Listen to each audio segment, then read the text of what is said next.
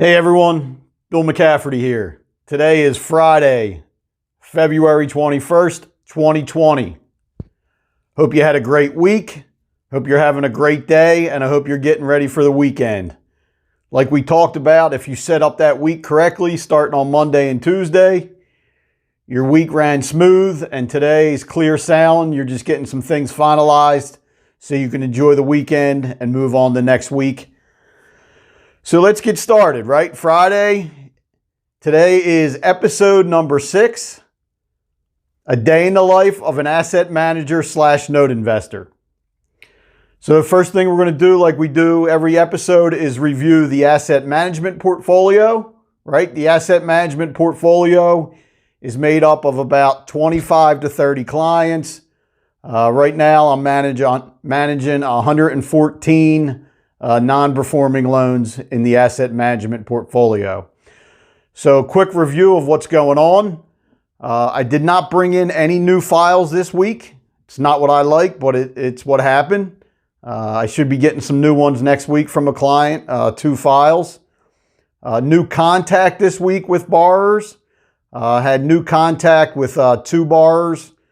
Talking to plenty of them, but new contacts were 2. Loss mitigation forms that I sent out, actually 0 this week. Once again, not what I like, but it's okay. There's a lot of other stuff going on. Loss mitigation packages that I received and processed this week. There's 1 of those. Now, what was looking good is I actually sent out 5 borrower option forms, right? The borrower option forms are when I receive the loss mitigation package, I process it. I send out a 2-page form to the homeowner, to the borrower, letting them know some payment options, give them a choice on a payment plan. So I sent out 5 this week. That's a really good number. So that should generate a lot of good activity over the next week or 2. New loan modifications that I received and processed, 2 of those. So I got those situated with the servicer. I got my client situated. I got the borrower situated. Closed down the foreclosure and the legal process. So helped out 2 homeowners and got their loans situated. We had 1 foreclosure sale this week. That was yesterday. What actually happened at that foreclosure sale? We foreclosed from the second mortgage position. Subject to the first mortgage. So without getting into real, crazy details about the deal itself and specific numbers, we were actually bought out by a third party at the sale. So what actually happened is we go to sale, we control the sale, we place a bid on what we have the right to bid $1 all the way up to our total payoff. And since we're a second mortgage, we bid subject to the first mortgage. We don't have to pay off that first mortgage at sale, but it needs to be dealt with. And if no one deals with them after the sale, they can foreclose on us. But every once in a while, we take these properties to sale and a third-party investor outbids us and purchases a property at sale. So this was in Chicago, Illinois. Chicago, Illinois is a hot area for investors. So in Illinois, it takes about a month. What needs to happen is the sheriff sends over the sale documents to our attorney. They process everything. It takes about 30 days to get confirmation from the judge to approve the sale.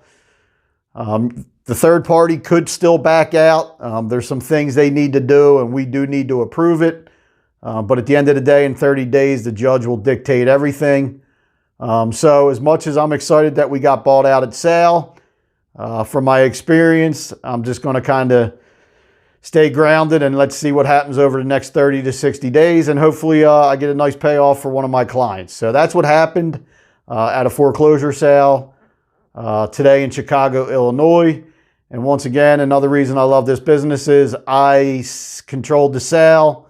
I had an attorney do it in Illinois, but I'm the one controlling everything from my office here in Pennsylvania. One of the main reasons I love the mortgage note business rather than the property business. right? It's better to beat a bank than to own the property. So that's what's going on in the asset management portfolio. Let's look at my portfolio real quick. The biggest thing that happened this week in my portfolio is there's a closing today on a property in North Carolina. I own a reperforming second mortgage on a property in North Carolina. Homeowner decided to sell the property. This is interesting. It's the primary residence of the borrower, but they've rented out. They're actually living in a rental property. So everybody's got different things going on. I think he travels a lot for work. So that's kind of what he does. And it just made sense for him to liquidate that property. So yesterday and most of the week, just coordinating with my servicer. He has an attorney handling the closing documents for him and the closing. So talking to his attorney's office, the title company. And what I always tell you in this business, you need to manage everybody. You need to make sure everybody's doing their job. You need to get everybody what they need in order for you to get deals done and to be successful. So, hopefully today, at the end of the day, I get good news that this deal closed and we get our funds next week, and it'll be time to deploy those funds into something else. But that's the name of the game. Burn and turn, right? Don't let your money sleep. Once you make your profit, enjoy a little bit of it, but get the rest of it working for you. That's how you're a successful investor, and that's how you run a successful note business. So today I want to do a case study. The last 5 episodes, or at least the last 4, I guess the last 5. I think every episode I actually did a case study. Every episode I did a case study and I showed very positive results, and I showed good things that happen in this business. But the reality is there's a lot of good and there's a lot of bad in this business. And the more you get used to dealing with both, the better off you're going to be. I always say, as a second mortgage, as a non-performing second mortgage note investor, the best thing that can happen to you is for you to get wiped on a deal. Because when that happens, you realize it happens, you lick your wounds and you move on, right? This business is a numbers game, and it will always be a numbers game. It's not about the deal itself. It's about the portfolio. And it's about managing the portfolio and doing what's best for the portfolio. It's never about the deal itself. That's where a lot of investors go wrong. They get caught up on a deal instead of looking at their whole portfolio. Be smart, and it's always about the portfolio. So this is my Big Run Pennsylvania case study. Big Run is in Jefferson County, PA, which is out by Pittsburgh. I'm not going to get into crazy numbers, but I'm just going to get right to the end result so you can see how this business is crazy. So we were moving forward with the foreclosure from our second mortgage position. We filed our complaint, we filed our judgment, and we were moving forward to set sale. And when you set a sale in Pennsylvania, it's the sheriff that will actually do that. So my attorney's office reached out to the sheriff this week to have them check the property out and to set the sale on the property. And the sheriff told our attorney that property burnt down. So what I'm trying to figure out right now is when this thing actually burnt down. The client that I'm managing this file for buys in big bulk. So he handed me over a little over 70 files last year to manage. So I don't think we bought this thing and the property was already burnt down. But all kinds of things happen. Maybe it was missed. Sometimes when you look at Google Images, or sometimes when you have somebody drive by a property, or you send a door knock service out, sometimes a property may be completely gone, but they're looking at the property next door and the lot's already been leveled and it's just a piece of land now. I don't think that happened, but maybe it did. But I think it kind of burnt down over the last few months. I don't know if it was recently or, like I said, it happened over the last few months. So what goes on with non-performing seconds is a lot of investors don't worry about getting put on the homeowner's insurance policy right away. A lot of first mortgage investors do what's called forced place insurance, where they can basically pay for an insurance policy and force it on the property and eventually have the homeowner be responsible for any fees associated with that. Now, when you're a first mortgage lender, you absolutely want to make sure you have an insurance policy on the property. Now, as a non-performing second mortgage note investor, a lot of times we assume that first mortgage is making sure the taxes are getting paid. They're making sure that there's an insurance policy on the property. And when we buy these non-performing seconds, we're buying them at a discount. Some work out, some don't. And forced place insurance is not cheap. So we're taking a lot of chances. We're playing a game, we're gambling, whatever you want to call it.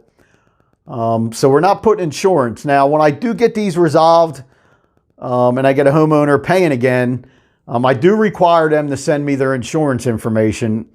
And I know a lot of my clients do it, and I also do it. Once I get a loan reperforming, I reach out to the insurance company and I get listed as lost payee behind the first mortgage. Usually there's enough dwelling coverage to take care of my second.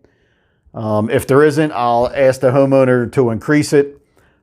So that's when we really kind of worry about getting on the insurance policy. So like I said, I got a call yesterday from my attorney letting me know that this property burnt down. So not the best scenario. Reached out to my client. We decided to shut the foreclosure down until we get a little more idea what's going on. So best case scenario is there's insurance money that maybe paid off the first mortgage and the first mortgage is satisfied, and now we own a piece of land, or maybe there's some insurance proceeds left that will go towards the second. It's going to be a little bit of a wait game here and, seeing exactly what happens. Worst case scenarios, we make no money. It's a loss. And in this business, when you have losses, you just put it down at the bottom of your spreadsheet and you write it off. If you're doing well in this business, you need write-offs at the end of the year. And like I said, this is a numbers game. It will always be a numbers game. And, I always say one out of two work out normal. The other one doesn't. Doesn't mean you get wiped on the one that doesn't work out. But sometimes you need to position yourself. You take a loss, or, you figure out something else to do. Position yourself with bankruptcy. Maybe the first is foreclosing. So, the one that doesn't work out doesn't mean you get wiped. But they're usually ones where you're smart, you work the deal, you work different angles to maybe try to get out whole. Maybe you take a little bit of a loss. But at the end of the day, there's definitely deals that you don't make any money. They become losses. You get wiped and you just write your loss at the end of the year. So that's my Big Run Pennsylvania case study. Not a good one, but I figured you guys would like something like that because I want to make sure I'm showing you everything in this business, the good and the bad. So once again, put your comments down. Tell me what you like. Tell me what you don't like. If you want to reach out to me to talk about this business, I always tell you I have an education platform going. That's notefortunes.com, www.notefortunes.com. That page right there is a webinar for you to watch. There's a free report at the end that you'll get if you watch the whole webinar. If you're more curious and seeing exactly what the course consists of, just put a /go on the end of that, notefortunes.com, and that'll take you right to the landing page to check out what exactly the education program is. I'm on LinkedIn. I'm on YouTube. I'm on Facebook. Comment. Like I said, give me your likes. Tell me what you don't like. I appreciate it. Have an awesome rest of the day and enjoy your weekend. I'll see you next time. I hope you enjoyed episode number 6, A Day in the Life of an Asset Manager / Note Investor. There's always something going on, good and bad.